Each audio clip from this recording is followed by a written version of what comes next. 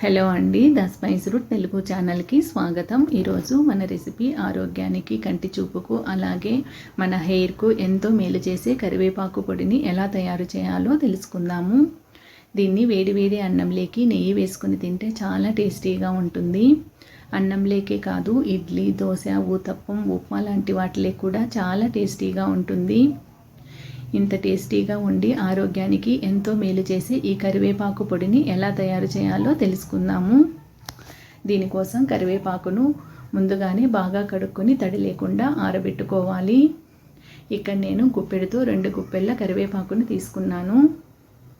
ఇప్పుడు స్టవ్ మీద బాండీ కానీ ప్యాన్ కానీ పెట్టుకొని 2 స్పూన్ల ఆయిల్ వేసుకోవాలి.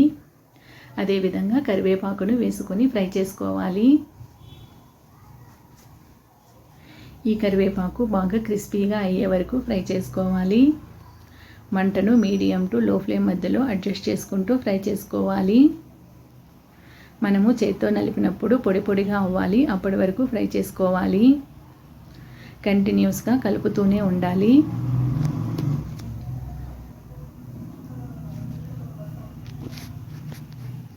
ఈ విధంగా ఫ్రై అయిన తర్వాత స్టవ్ ఆఫ్ చేసేసుకొని ఒక ప్లేట్లోకి తీసుకొని చల్లారనివ్వాలి. ఇప్పుడు అదే బాండీలోకి 2 స్పూన్ల ఆయిల్ వేసుకోవాలి.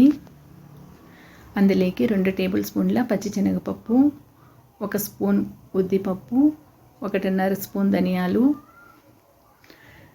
వేసుకొని మంటను లో ఫ్లేమ్లో పెట్టుకొని ఫ్రై చేసుకోవాలి. వీటిని మంచి సువాసన వచ్చే వరకు ఫ్రై చేసుకోవాలి. అలాగే ఇవి ఫ్రై అవుతున్నప్పుడు ఇందులోకి 15 నుంచి 20 ఎండుమిరపకాయలు వేసుకోవాలి. మీరు తినే కారాన్ని బట్టి వేసుకోండి, సరిపోతుంది.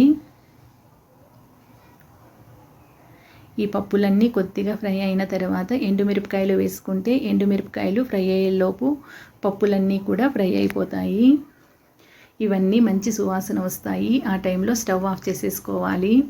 స్టవ్ ఆఫ్ చేసుకున్న తర్వాత ఇందులోకి 1 స్పూన్ జీలకర్ర, ఒక 6 నుంచి 7, 8 వెల్లుల్లిపాయలు, చిన్న ఉసిరికాయ సైజు అంతా చింతపండు వేసుకోవాలి. ఇందులో ఉన్న వేడికి ఇవి ఫ్రై అయిపోతాయి.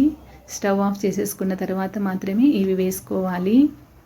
వీటిని బాగా చల్లారనివ్వాలి. చల్లారిన తర్వాత ఒక మిక్సీ జార్లోకి వేసుకొని పొడిగా మిక్సీ పట్టుకోవాలి. కరివేపాకు, ఈ పప్పులు అన్నీ ఒకేసారి వేసినట్లయితే పప్పులు సరిగా గ్రైండ్ అవ్వవు. ముందుగా పప్పులు వేసుకొని ఒకసారి ఈ విధంగా మిక్సీ వేసుకోవాలి. ఇప్పుడు ఇందులోకి మనం ఫ్రై చేసి పెట్టుకున్న కరివేపాకును వేసుకోవాలి.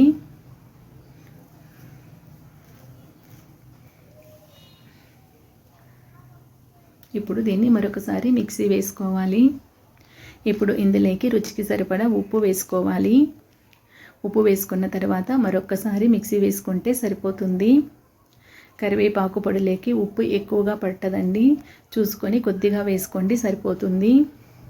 అంతేనండి, ఎంతో టేస్టీగా ఉండే కరివేపాకు పొడి రెడీ అయిపోయింది. దీన్ని వేడి అన్నంలోకి తింటే చాలా టేస్టీగా ఉంటుంది. Like, share and subscribe. Thank you.